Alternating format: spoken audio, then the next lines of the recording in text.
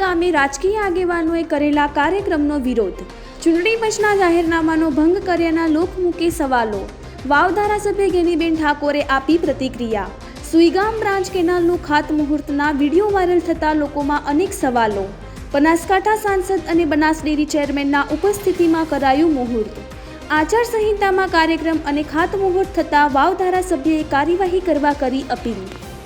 ગઈકાલે તારીખ 4/11/2022ના રોજ જે દેવપુરાથી ચલોયા સુધી જે બ્રાન્ચ કેનાલ 103 કરોડના ખર્ચે મંજૂર થઈ, એ કેનાલ મંજૂર થયાને ખાસો ટાઈમ થઈ ગયેલો છે. ત્રીજી તારીખે આચારસંહિતા લાગે અને ચોથી તારીખે ભારતીય જનતા પાર્ટીના આગેવાનો સ્થળ ઉપર જઈને ખાતમુહૂર્ત કરે એ આચારસંહિતાનો ભંગ કર્યો છે. અને બીજો 31 તારીખે દેશના વડાપ્રધાન વર્ચ્યુઅલ ખાતમુહૂર્ત કરીને ગયા હોય, એમના દેશના વડાપ્રધાને ખાતમુહૂર્ત કર્યા પછી સંસદ સભ્યને કે બીજા આગેવાનોને ખાતમુહૂર્ત કરવાનું રહેતું નથી. છતાં એમની પોતાની પબ્લિસિટી બતાવવા માટે અને પોતે કર્યું છે એવો દેખાવ કરવા માટે કરીને સરકારી મશીનરીનો દુરુપયોગ કર્યો. ત્યાં જીગરભાઈ કરીને અધિકારીઓ પણ હાજર રહેલા અને જે નર્મદા વિભાગના અધિકારીઓ હાજર રહ્યા હોય એમને ચૂંટણી પંચે નોટિસ આપી અને એનો ખુલાસો કરવો પડે. કેમ કે આચારસંહિતા લાગ્યા પછી ગવર્મેન્ટની કોઈ પણ યોજનાનું ખાતમુહૂર્ત થઈ શકતું નથી.